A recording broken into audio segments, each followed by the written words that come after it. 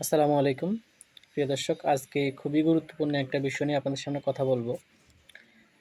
আজকের আমার কথা বলার টপিকসটা হচ্ছে কেমন বাংলাদেশ চাই আমরা, তরুণ প্রজন্ম, বর্তমান প্রজন্ম কেমন বাংলাদেশ চাই তা নিয়ে আমি কিছু কথা বলতে চাচ্ছি। তো প্রথমত আমরা যে ধরনের বাংলাদেশ দেখতে চাই, আমাদের স্বপ্নের সোনার বাংলাকে আমরা যেমন দেখতে চাই, সেটি হচ্ছে আমরা চাই যে ইনসাফের বাংলাদেশ, ন্যায় বিচারের বাংলাদেশ, যেখানে ন্যায় বিচার প্রতিষ্ঠিত থাকবে। কারণ একটা রাষ্ট্রের ভিত্তি, একটা রাষ্ট্রের স্থায়িত্ব, একটা রাষ্ট্রের শক্তি সামর্থ্য নির্ভর করে ন্যায় বিচারের উপর।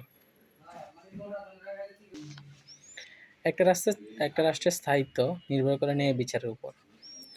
তো ইনসাফ যদি প্রতিষ্ঠিত না হয়, ন্যায় বিচার যদি প্রতিষ্ঠিত না হয়, তাহলে রাষ্ট্রের সকল পর্যায়ে বিশৃঙ্খলা ছড়িয়ে পড়ার সম্ভাবনা থাকে এবং সেটি কখনো কার্যকর রাষ্ট্র হিসাবে গড়ে উঠতে পারে না। তো প্রথমত হচ্ছে যে আমাদের প্রয়োজন একটা ন্যায় বিচারের রাষ্ট্র, একটা ইনসাফের রাষ্ট্র। আমরা চাই সমাজের সকল স্তরে ন্যায় বিচার প্রতিষ্ঠিত হোক।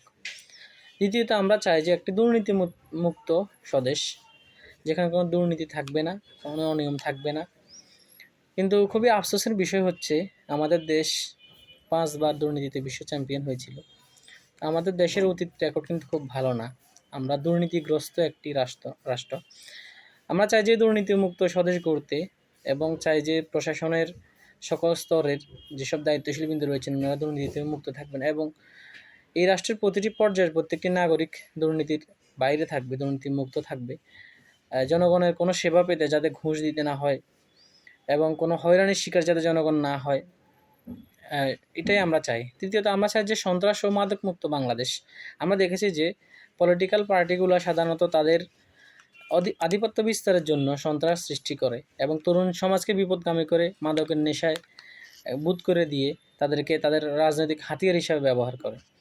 তো এটা যদি আমাদের রাষ্ট্রীয় পর্যায়ে, উপর পর্যায় থেকে শুরু করে যদি নিম্ন পর্যায় পর্যন্ত মাদক মুক্ত করা যায়, তাহলে সন্ত্রাস অধিকাংশ কমে যাবে। তো সন্ত্রাস এবং মাদক মুক্ত একটি নিরাপদ স্বদেশ, এটা আমাদের সবার চাওয়া, আমাদের সবার দাবি।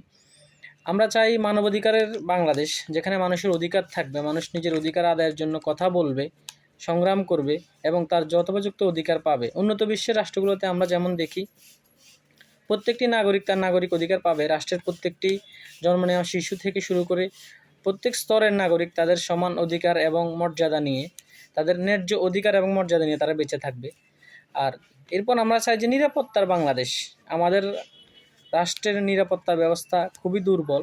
আমরা উন্নত বিশ্বের দেশগুলোতে দেখি একটা মানুষ যে পরিমাণ সিকিউরড লাইফ ওনারা জীবনযাপন করেন, যে পরিমাণ নিরাপত্তার সাথে ওনারা জীবনযাপন করে, কিন্তু আমরা সাধারণত আমাদের দেশে সেই জিনিসটা দেখতে পাই না।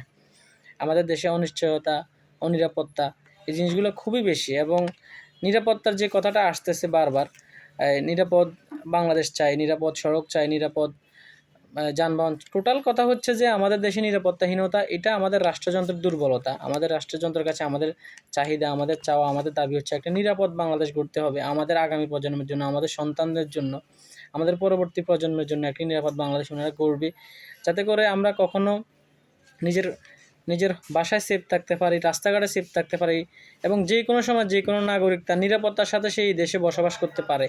সেজন্যই নিরাপদ বাংলাদেশ আমাদের প্রয়োজন, এবং শান্তি ও শৃঙ্খলার বাংলাদেশ প্রয়োজন। আমাদের দেশের শান্তি শৃঙ্খলার ব্যাপারে আমাদের প্রশাসন আছে আমাদের, কিন্তু শান্তি ও শৃঙ্খলা ওনারা প্রতিষ্ঠিত করতে পারেনি। সেটা বিভিন্ন কারণে হোক, যে কোনো সময় রাষ্ট্রীয় সংঘাতগুলোর কারণে, পলিটিক্যাল পার্টিগুলোর কারণে, বা ওনারা দুর্নীতিগ্রস্ত হওয়ার কারণে, করাপ্টেড হওয়ার কারণে, সুদ ঘুষ অনিয়ম চলার কারণে।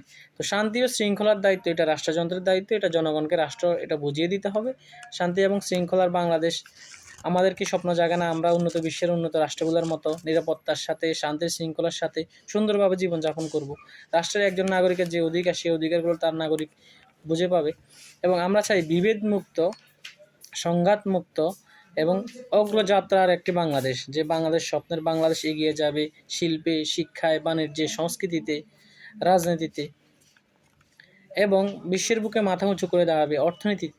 আমরা চাই যে একটি সমৃদ্ধ ও বিভেদমুক্ত বাংলাদেশ, একটি অগ্রযাত্রার বাংলাদেশ।